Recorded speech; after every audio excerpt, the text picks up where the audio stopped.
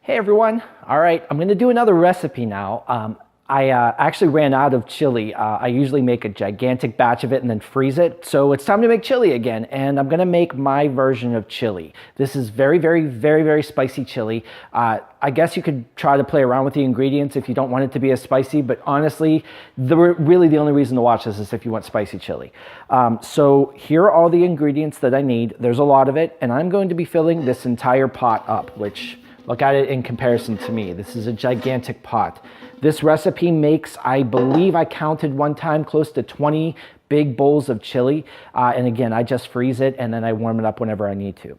So the ingredients are as follows. You need to have 8 packets of the chili powder, the mix from the baking aisle, hot version. You need 2.5 pounds of jalapeno peppers. You need a 1/2 pound of Serrano peppers. These are actually pretty spicy. You need to have 3 large yellow onions. I only have these smaller ones, so I'm going to use 5 of them, which I believe is the equivalent of probably 3 big ones. You need to have 6 bell peppers. Sometimes I use the colorful ones. To me, they don't taste any different, so if you want it to look more colorful, your chili, use the colored ones. Otherwise, I just use the green ones. I don't really care about the yellow and red and orange, whatever. You need to have 2 cans, big cans, 28-ounce cans of petite diced tomatoes, and then you need 1 can of tomato sauce. And then last, you need to get 12 pounds of ground beef. And I always use the 90-10 for this particular type. I don't like the 90-10 for making burgers. I don't think it's flavorful enough, but for the chili, it's perfect. The only other thing I do is I add salt during the process, and then I fill each of these up with water, and I add that much water to the recipe as well. Because there's so much to chop, I'm going to actually try to use my food processor to chop it this time. Normally I chop it by hand, and it literally takes me like an hour or more to do it, but I think I'm going to be able to do it quickly in here. The thing I'm concerned about though is the fumes from this and the hot peppers might actually make me like pass out or cry or whatever. I don't know, let's find out. Okay, so the first thing I'm gonna do is get the meat in the pot so we can start browning while I chop the vegetables. So in order to stop it from sticking at the beginning, I'm just gonna put a little bit of olive oil in the bottom. It's not super necessary, but I don't really like to clean up pots when I don't need to. So I'm gonna take this pot with a tiny bit of olive oil, a couple tablespoons in it, and I'm gonna put it on the stove and I'm gonna start warming that up. Then I'm gonna add the meat to it, and I'm gonna start browning it. It does take a pretty long time to brown because it is 12 pounds of meat. All right, I'm gonna start chopping the vegetables now. The hand that I'm gonna be touching the peppers with, I need to put a glove on. I made the mistake before of cutting peppers and then rubbing my eyes. Don't ever make that mistake. So I'm just gonna basically just cut the ends of these things off and just throw them in. And then we're gonna chop them and see how it goes. I've actually never done this before, so I don't know how it's gonna work. Hopefully pretty well, because I don't wanna spend an hour chopping these. All right, that's probably enough for the first time. Let's try this.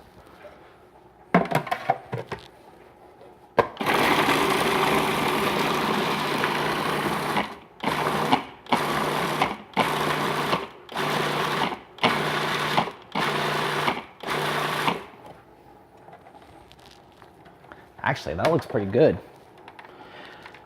There's a couple big chunks in here, so I'll just have to be careful with that, but I think this is gonna work. I'm pretty happy about that. All right, I'm gonna just fish out like the big chunks that didn't get chopped the last time.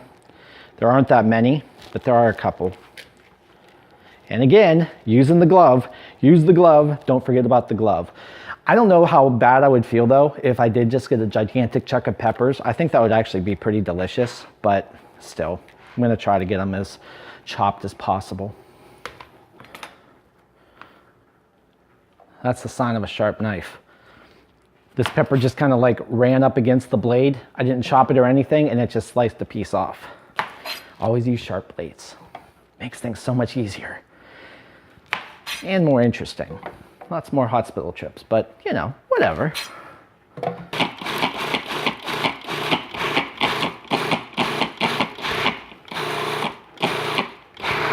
Ah, there we go. A couple of the peppers were being kind of difficult and not wanting to get chopped, but I got them.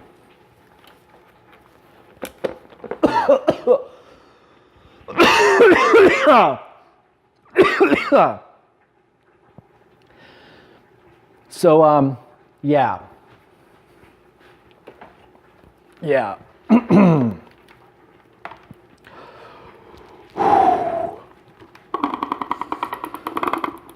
Remember when I told you this is going to be spicy chili?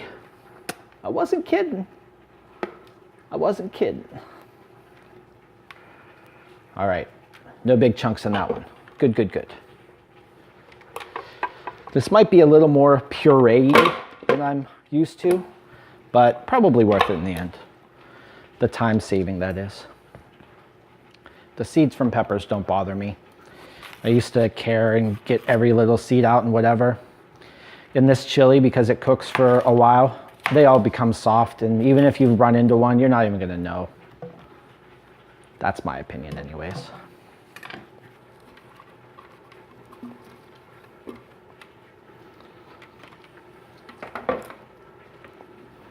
Boom. And there we have it, all chopped up. Didn't have to do very much, and it only took me about 15 minutes. That's way faster. This thing is so heavy, it is totally filled with vegetables. All right, next part. We're gonna take all this and we're gonna add it all together in the pot, although the stuff is, the meat is not done browning yet. All right, so the meat is browned and I drained it and I'm ready to put in all the vegetables, the cans of tomatoes, the can of sauce, the seasoning, and then again, 3 cans of water. I'll just fill each of these up individually and so it'll rinse it out and stuff. So I'm gonna go ahead and just add it all to the pot.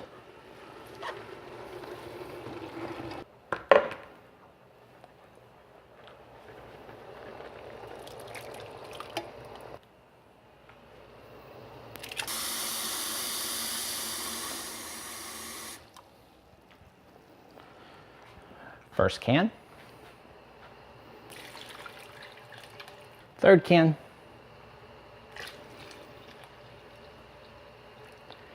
and now the pot is just about ready to overflow, if you can see it from there. I don't know. Let's rip open all these and put them all in. All right, all that stuff's in, so it's now time to stir it, which is going to be hard.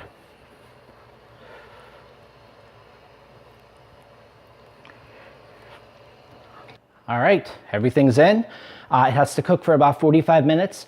Turn the heat up to high until it starts boiling, then turn it down so it just simmers. And when it starts simmering, that's when you start the timer for 45 minutes. You have to stir it every, like, I don't know, 5 or 10 minutes just to make sure it doesn't stick to the bottom. And then we're pretty much done. All right, so it's been simmering for 45 minutes. Now's the time that I have to start adding salt. I've added a little bit of salt up to this point, probably about, I don't know, 4 tablespoons, give or take, something like that.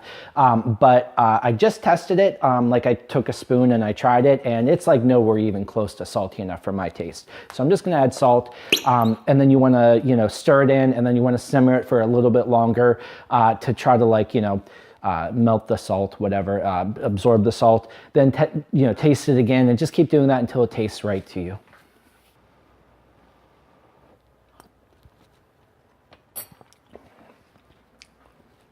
Good. All right, so the chili itself is done now. It's very, very spicy, like I said it was gonna be. So I'm just gonna show you how I make a bowl of soup, and then I'll also cut to how I freeze it in case you guys care about that too. So I just get a bowl, doesn't really matter what kind, and I try to put 3 nice big scoops in. This is basically like just lunch by itself. This is a very, very, very, very, very meaty and hearty chili. Then, and this is the most important part, I think, you need to put some cheese on top of it. Sharp cheddar specifically. I'm sure you could eat it without it, but I wouldn't. Probably about, I don't know, 1/4 cup, give or take, on top. And that's it for that.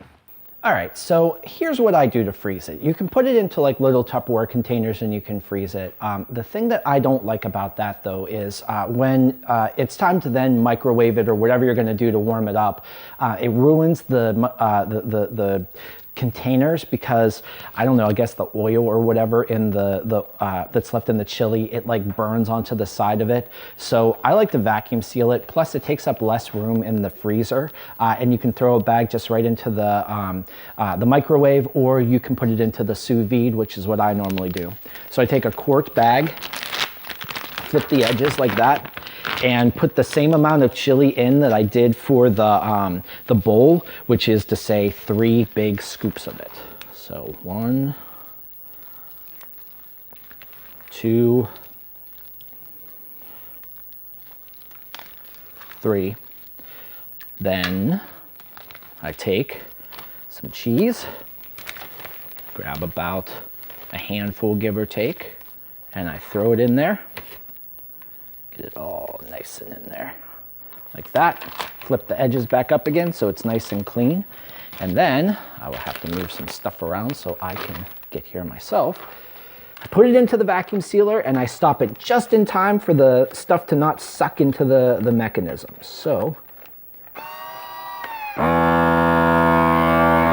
just like that. So now there's just a teeny tiny bit of air in there. And for the most part, I didn't get any of the chili actually into the thing, the vacuum sealer.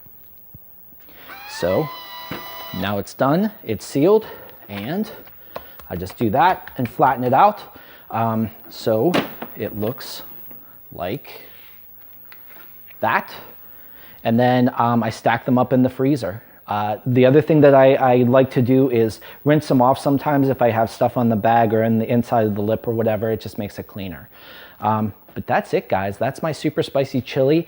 It's gonna make, like I said, about 20 bowls. I'll also put the recipe for just a single serving, which is 1/8 of the size of this, in the description of the video. But when I make it, it's just not worth the time to not make the gigantic batch at once. So thank you so much for watching. I have some other cooking videos. I'll link them here in the end of the video. Check me out. Like the video, subscribe. I would really like that. Thank you, guys. Bye.